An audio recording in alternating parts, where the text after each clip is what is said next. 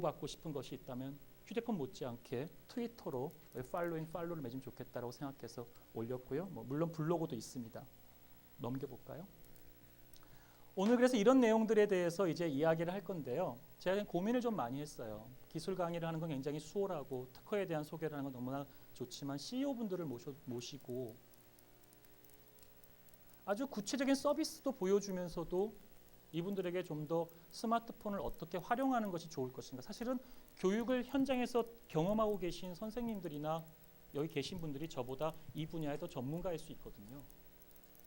과연 스마트폰을 가지고 우리는 교육의 철학이나 본질을 어떻게 바꿀 것인가. 단순한 도구적인 활용이 아니라 이제 그러한 것들에 대한 많은 관심을 드리고, 그래서 오늘 계신 분들이 정말 트위터 계정을 열고 저랑 팔로잉을 하면서 시작해보고, 또 오늘 계신 분들이 제가 소개했던 몇몇 슬라이드 쉐어나 그런 사이트에서 어떤 좋은 컨텐츠들을 다운받아 보면서 세상에 공유도 해야지 올려보는 그런 실천이 있으면 오늘 제 이야기가 좀 더 와닿으실 거예요. 그 다음 보겠습니다.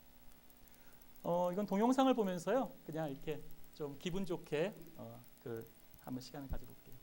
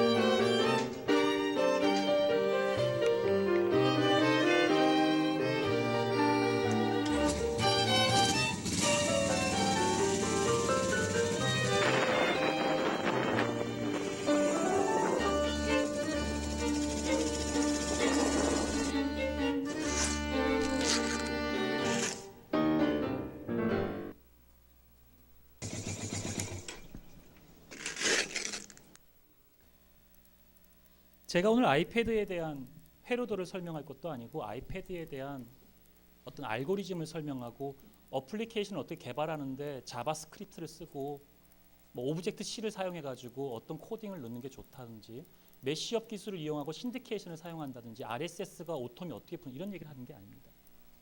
우리에게 뚝 던져져 있는 아이패드, 우리에게 뚝 던져진 아이폰 70만 대, 앞으로 150만 대의 스마트폰, 대한민국에서 많은 사람들이 소셜 네트워킹 서비스 트위터가 지방선거에 별 영향을 미치지 못할 것이다 라고 이야기를 했고요.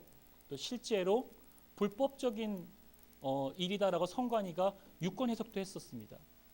그랬는데 실제로 젊은 층을 대상으로 해서 트위터들에게 투표하지 않는 너는 네 주장도 이야기하지 마라. 너는 88만 세대의 비정규직이라고 네 자신을 한탄하지 마. 넌 표도 찍지 않으면서. 이러한 말들을 리트윗하고 그 70만 명의 투표를 하고 그리고 젊은 사람들의 투표가 올라갔다는 것도 정치인들이 지각하고 있는 체감 온도라는 거죠. 교육계는 어떻습니까? 저는 이런 체감을 하고 있습니다. 1학년들을 가르칠 때 제일 답답해요. 한 40명 컴퓨터나 또 강의하는데요. 저도 한 공학 박사 공부할 때 5년 동안 종시 시험 보고 영어 보고 제2외국어 보고 본심, 예심 뭐 힘들었던 기억이 까마득하고 그래서 자리를 잡아서 이제 라이센스를 가지고 좀 수월하게 살아보려고 하는데 강의하다 갑자기 학생이 질문을 합니다. 학생의 왈, 교수님 네이버 지식 검색에 그게 아니라는데요. 굉장히 괴롭습니다. 이제 쉽게 근데 살짝 확인해 봅니다. 걔 말이 맞습니다. 전체 강의를 하다 보면 일부분 또 실수도 할 수 있는데 1학년이니까 막 올라온 학생이니까 뭐 군대 갔다 오고 3, 4년 데리고 오면 안 그러는데 얘가 그런 질문을 하는 거예요. 저 순간 굉장히 당황하면서 내가 지금까지 배운 게 네이버 지식 검색만도 못한 것인가? 이제 뭘로 먹고 살아야 되는가? 참 인정해 주기가 싫은 거예요. 저는 또 이렇게도 느낍니다. 강의 평가를 받으면 주관식 강의 평가를 받으면 전공 강의 과목 같은 경우 이제 학생들과 얼굴을 좀 아니까 얘들이 좀 세게 못 씁니다. 사실은 데리고 올라가니까요. 뭐 대학원도 좀 올라갈 수도 있고 그렇지 않습니까? 뭐 추천수도 내야 되고. 그런데 이제 교양 과목을 그냥 한번 또 뭐 교양 과목 컴퓨터 입문 쉬운 과목 해보자 이렇게 나가서 또 이야기하다 보면은 좀 애들이 세게 쓰는데 납득할 수 있는 강평도 있지만 좀처럼 내가 얘들을 왜 가르쳐 왔는가 뭐 이런 정말 기본적인 회의가 들 정도의 질떨어지는 악플도 있습니다. 그럴 때 저는 굉장히 IT에 대한 거부감을 느끼고 이 세상은 어둠의 세계 같고 내 이름은 왜 이렇게 촌스러운가 강장묵 구글링도 되는구나 이런 고민에 빠집니다. 우리가 가지고 있는 라이센스를 가지고 수월하게 살아갈 수 있는 세계의 익숙함에 반해 또 사실 또 가끔 보면 또 그런 학생들이 열심히 한다 삐딱삐딱한 학생들이 좀 가끔 그런 질문도 합니다. 더더욱 그럴 때 우리는 굉장히 큰 실감하는 도전을 받게 되는 것이죠. 그런 도전과 그런 어떤 대립은 우리 사회의 좀 더 큰 사회 문제에서도 드러나고 있고요. 어느 한순간 힘의 균형이 깨어지고 서지느냐의 문제가 아니라 우리는 그러한 기술들이나 그러한 변화를 타고 어떻게 새로운 더 큰 변화를 이끌고 그것이 보다 더 유익할 것이고 바람직할 것인가에 우리의 관심과 시선을 뒀으면 좋겠습니다. 아이패드가 아직 우리나라에 런칭 안 되어 있고 아이패드를 사려고 하는 사람들은 막 외국에 막 나가서 가지고 오고 막 그러고 있습니다. 아이패드를 가지고 이렇게 제목은 찍찍이라고 그럽니다. 아주 뭐 영어로 그냥 이렇게 고상하게 안 얘기했고요. 찍찍이에 붙이는 거죠.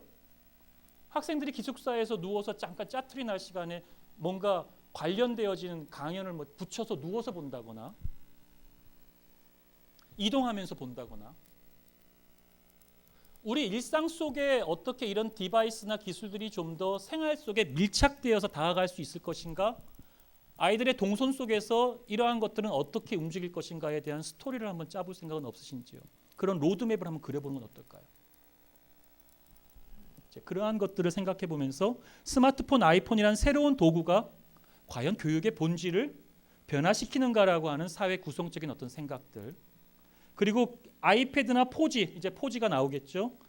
교육의 어떤 정말 본질, 수평적이고 분산적이고 쌍방향적이고 좀 위계적이고 좀 수직적이고 좀 내려갔으면 더러는 좀 가르치는 사람의 권위도 있을 것만 같기도 하고 한데 좀 그런 어떤 본질적인 어떤 변화가 기술이 어떤 결정적으로 바꿀 수가 있을 것인가 아니면 기술과 사회가 함께 구성론적으로 갈 수 있는 분야의 문제인가 라는 것이 사실 제가 요즘에 연구하고 있는 굉장히 큰 하두 중에 하나입니다.